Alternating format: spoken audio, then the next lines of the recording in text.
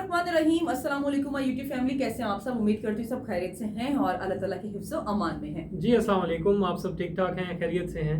और अगर आपने हमारे चैनल पेंडोरा बॉक्स को सब्सक्राइब नहीं किया, do subscribe our channel Pandora box और साथ ही मौजूद बेल आइकन पे क्लिक कर दें ताकि आपको तमाम वीडियोस जल्द से जल्द मिल सकें। अच्छा जी, आयशा अकरम वाला केस, अब उसके बहुत सारे रुख जो हैं बदल रहे हैं, बहुत सारे इंकशाफात हमारे सामने आ रहे हैं, तो हमने सोचा क्यों ना ये जो चीज़ें हमारे सामने आ रही हैं हम आप लोगों के साथ भी शेयर करें।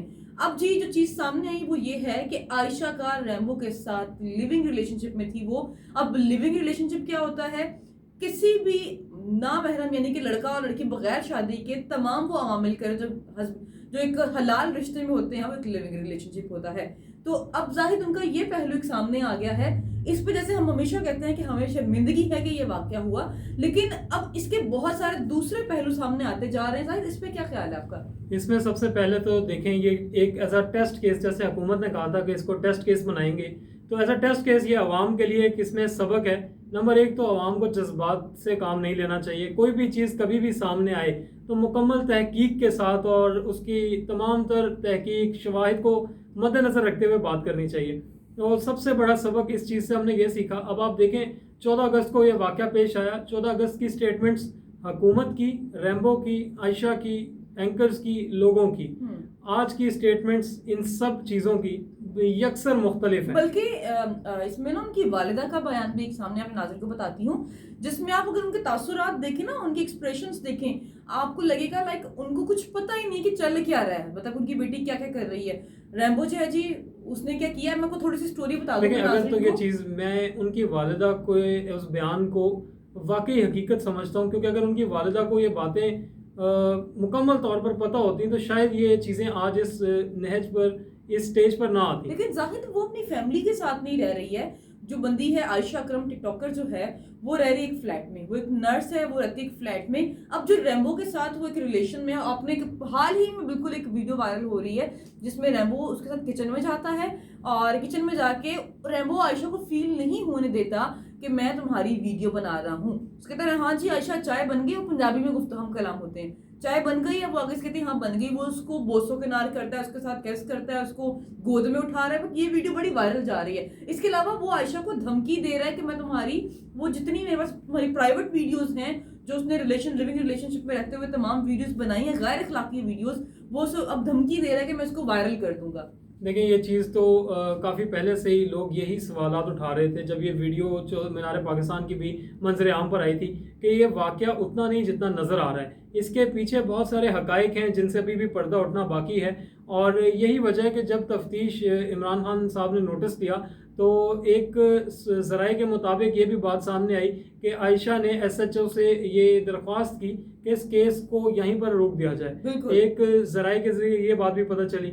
दूसरी बात ये कि जो रैम्बो साहब हैं वो गुजरात खारिया के रहने वाले, उनकी वो पहले से ही शादीशुदा हैं और वो कोई मतलब इस तरह के नहीं है कि बहुत वेल ऑफ हों। मैं बताती हूँ, इसी में थोड़ा सा ऐड ऑन कर दूँ, सॉरी काट रही हूँ। मुझे इनके एक म्यूचुअल फ्रेंड से मेरा एक राबिता हुआ, मैंने अप्रोच करने की कोशिश की। जो मुझ तक नॉलेज है मैं आप तक बताती हूँ। उस लड़के ने कहा, मैं नाम नहीं लूंगी, मुझे नाम हाइड रखने का कहा गया था कि मेरा नाम सामने नहीं आए।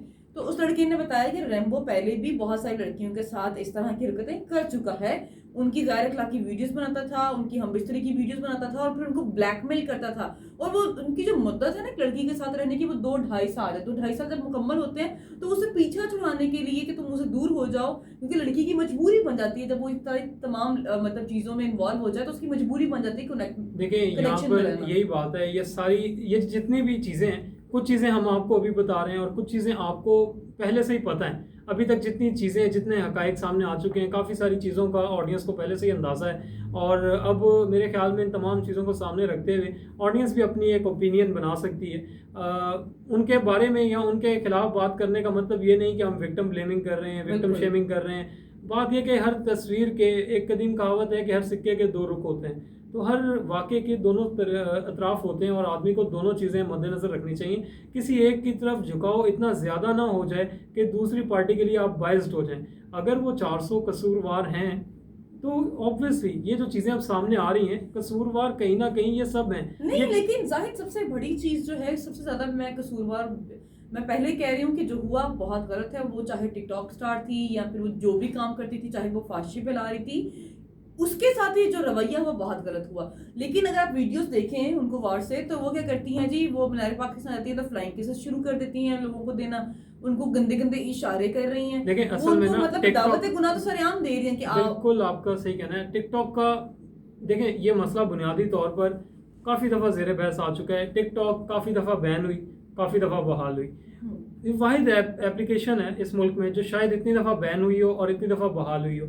इसका एक बहुत बड़ा मसला है, हमें बेसिकली इसकी रूट कॉज देखें आप। ये जो एक केस है, इसको एक ऐसा केस ट्रीट करें, ऐसी ना जाने कितनी कहानियां हमारी सोसाइटी में रोज हमारे सामने ये तो वो जो सामने आ गई है, बहुत सारी ऐसी जो सामने नहीं आती हैं। अब इसकी मेन वजह ये देखें, जो टिकटॉक है बेसिकली और टिकटॉक की ऑडियंस है, इनमें मतलब बहुत बड़ा एक एलिमेंट जो मिसिंग नज़र आता है आपको इन सारे वाक़यात में और दूसरे टिकटॉक मिस यूज़ में, वो एक एजुकेशन का एलिमेंट है। सबसे बड़ा एलिमेंट ये है, मतलब तरबियत के साथ साथ हम एक हमेशा वर्ड इस्तेमाल करते होते हैं, तालीम और तरबियत। आप अकेली तरबियत को बगैर तालीम के कसूरवार नहीं ठहरा सकते, आप अकेली तालीम को बगैर तरबियत के कसूरवार नहीं ठहरा सकते। वही जो हम लोग अक्सर डिस्कस करते हैं कि वहाँ पर जितने लोग भी मौजूद थे उस वक्त, उनमें से मोस्टली वो थे जो तालीम याफ्ता ही नहीं है, इनके पास तालीम ही नहीं, इनके पास शऊर ही नहीं है कि क्या अखलाकियात में आता है और क्या नहीं आता है। ऐसा ही अब तालीम और तरबियत दोनों इंसान के लिए लाज़िम व मलज़ूम है। इस वाक़े से हमें बुनियादी तौर पर बहुत कुछ सीखने को मिला और लोगों को चाहिए कि इस चीज़ से बहुत सबक हासिल करें। बिल्कुल। और काफ़ी सारे माशरे के लैकिंग जो पहलू हैं, जिन पर काम होना चाहिए और जिन पर काम नहीं हो रहा, वो हमारे सामने आए हैं। और जो आप बात कर रहे थे वो कंटिन्यू करूंगी कि हमें और एक जो सबसे इम्पोर्टेंट काम है कि तस्वीर के, अब यासिर शामी साहब और इकरारुल हसन साहब हैं जिन्होंने स्टार्टिंग में उनका इंटरव्यू लिया। मैं नहीं कह सकती कि उन्होंने सस्ती शोहरत के लिए, सस्ती शोहरत का मतलब ये नहीं कि नाम बनाने के लिए, उन दोनों के माशाल्लाह से पहले बहुत नाम है, अल्लाह उन्हें और तरक्की दे। सस्ती शोहरत का मतलब है कि वीडियोस में ज्यादा व्यूज गेन करने के लिए अगर ये किया तो बहुत गलत किया है, क्योंकि अब उन दोनों के बयान सामने नहीं आ रहे हैं, क्योंकि उन्होंने स्टार्टिंग में उनका इंटरव्यू किया, उनको घर बुलाया, अपने यासिर शामी ने फ्लैट पे बुला के इंटरव्यू किया, मगर अब वो लोग क्यों खामोश हैं, ये बहुत बड़ा सवाल है। इकरारुल हसन साहब की वीडियो बिल्कुल सामने आई है, उन्होंने कहा है कि जी मैंने जो बाकी लड़कियों की भी मदद की और इसकी अगर तो ये काम करना गलत है तो मैं शर्मिंदा हूँ। देखें बात ये नहीं है, एक सही काम एक गलत काम को सही नहीं बना सकता। अगर मैं एक काम सही करता हूँ और मैं एक काम गलत भी करता हूँ तो मेरा वो गलत काम गलत ही रहेगा, मेरे उस सही काम की वजह से मेरा गलत काम सही नहीं हो जाएगा। तो मतलब हमें एज अ मास्टर, देखिए मैं ज़्यादा बात इस केस पे इसलिए भी नहीं कर रहा हूँ, ये केस की बहुत सारी चीजें ऐसी हैं जो कि सब लोगों को अब ऑलरेडी पता है। अभी रैम्बो ने मैं आपको और बताती चलूं, रैम्बो ने आयशा को धमकी दी है कि तुम बाज आ जाओ। अब पता नहीं उनके दरमियान में क्या खटपट चल रही है, वो उसको धमकी दे रहा है कि उसके दोस्त से मुझे पता चला है, वो कह रहा है तुम बाज आ जाओ, अगर तुम बाज नहीं आई तो मैं एक एक करके तुम्हारी वीडियोस वायरल करूंगा, जिसका सिलसिला शुरू हो चुका है 2 दिन पहले से, और वो वीडियोस 1 बाय 1 वायरल होना शुरू हो गई है। वीडियो के अख्ताम पे एक रिक्वेस्ट मेरी आप सबसे जरूर है, अगर आपके पास कोई इस तरह की खुदारा वीडियो आती है, मेरी हाथ जोड़ के रिक्वेस्ट आप लोगों को, बजाय उस पे आप लोगों को और स्प्रेड आउट करो, उसको रोकथाम करें, उसको डिलीट कर दें, जो सेंड करा उसको भी कहो कि भाई होश के नाखून लो, या आज अगर इसकी है तो कल को किसी की भी आ सकती है। अच्छा, वैसे अब मुझे नहीं लगता कि हमारे सोसाइटी के पास इतना, मतलब आप ओवरऑल रवैया देखें, लोग इस मौजू पर अब तंग आ चुके हैं। लोग कहते हैं यार ये इतने सारे इंकशाफात, इतनी सारी रोज़ की नई चीज़ें, लोगों को पुरानी बात लगती है, लोगों को नई बात नहीं लगती। लोग कहते हैं अब किसी भी हद तक ये केस चला जाए, लोग कहते हैं यार ये हो सकता है, मतलब ये कोई नई बात नहीं है, ये इस हद तक भी जा सकते हैं।